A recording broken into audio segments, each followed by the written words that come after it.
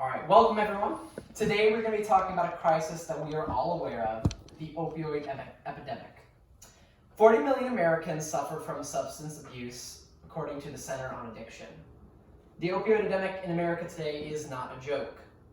In New York Times video, they estimate about 90 Americans die every day from opioid-related overdoses. We are overdue for a solution to this problem. With the number of painkillers that do not use opioids, the use of drugs like Oxycontin should halt. The focus is to improve living in America by reducing pain, addiction, and ultimately death.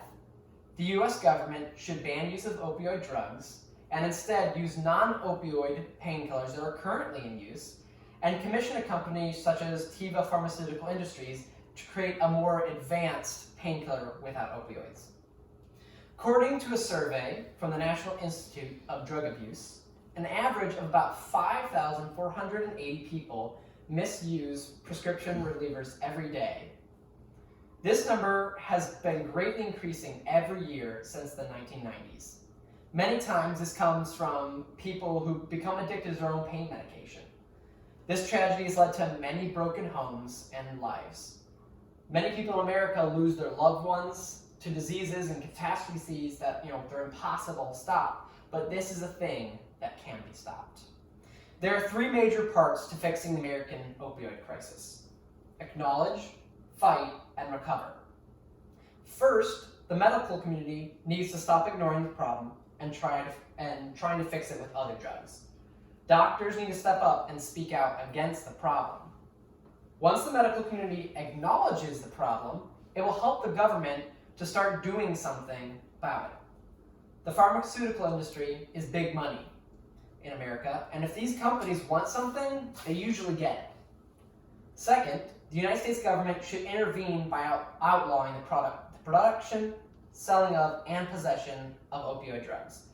This leads into what would be the third directive, which is recovery. This is focused on American citizens who have been addicted to or abused drugs. Without this last step, the first two are completely pointless. In the past, the US government has tried to stand against things they perceived as dangerous. The most famous one is probably the prohibition. The outlawing of alcohol in America did not and probably never will work. But the difference between alcohol and opioid drugs is that alcohol is used by most Americans just simply as a beverage, and opioid drugs are medication given to specific problems and medical things. It is not a normal household item, and there are replacements that are currently in the market. According to Science magazine, the US government spent $176.8 billion in 2018 on research and development.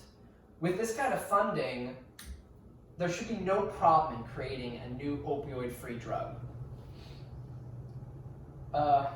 In Managed Care magazine, a survey by the Tufts Center for the Study of Drug Development, they estimated the standard answer for the cost of bringing a drug to market is approximately $2.7 billion. This number is, some people say it's that, some people say it's a little more, but even if cost was increased tenfold, it would still be worth it to replace it within the U.S. research and development budget. The U.S. government should make the production and sale of opioid drugs illegal and should penalize it with things like prison time and fines. Penalty fines would go towards the U.S. budget to produce a new drug and for prison funding and for addiction recovery. The possession of opioid drugs would be penalized by smaller fines depending on if you had gotten it previously and if you were addicted to it, just to try to help people get out of addiction. Now, there are ways of overcoming addiction drug abuse, and that is the end goal. The last step, recovery, is focused at helping people who have an addiction problem to overcome it and to be able to lead a normal life thereafter. One way is through Christian organizations. Most, if not all Christians, look at drug abuse and addiction as a moral issue, and Christian counseling has proven to be effective in helping people overcome addictions.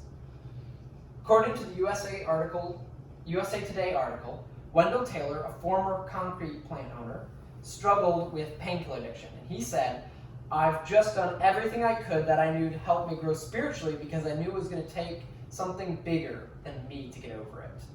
And a lot of people are like that. They know that they can't do it by themselves and they need help, whether it's from friends and family or from organizations such as Christian organizations, which help them to get over it. There are also drug rehab facilities and other nonprofit organizations that help with drug rehabilitation. If instead of throwing opioid abusers in jail and giving them large fines, they're sent to drug rehabs or therapy, this could cause a major change in drug abuse because it will show people that we're trying to help the people who are affected by it instead of throwing them in prison like so many other drugs that the government tries to ban. They're saying, we want to help you and we're trying to get you a better life. With drug addiction down and less people being open to the possibility of it, the amount of drug-related overdoses and deaths should dramatically decrease. This not only would create a better life for many, but also improve the American dream for many generations to come. Now, there are people who disagree, and some of the reasons are this. Getting rid of drugs via the war on drugs has not worked with all the different government programs in the past, starting with the Reagan administration. In 2017, on a USA News article, former U.S. Attorney General Jeff Sessions was actually criticized for trying to reignite the war on drugs. Many assumed that if the government were to attempt such an action again, it would only fail and be a huge waste of U.S. taxpayer dollars. Both the Obama administration and the Trump administration have cracked down on opioid usage, and this has led to a lot of upset U.S. citizens. Many of those are people who rely on the drugs to help them feel better and not be hurt. With failure in the past and drugs that negate the effects of overdosing, why should there be an attempt to make outlaw opioid drugs? Well, the past focus on outlawing drugs was unsuccessful. The new focus would be an improved method, though. Better living for all Americans, whether they suffer from pain or addiction or have loved ones who do. With a change in government policy, it won't leave those who use opioid drugs hanging, nor will it harshly punish those who have fallen into addiction.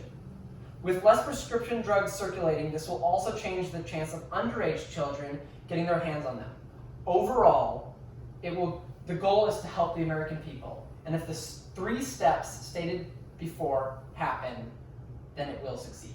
Thank you.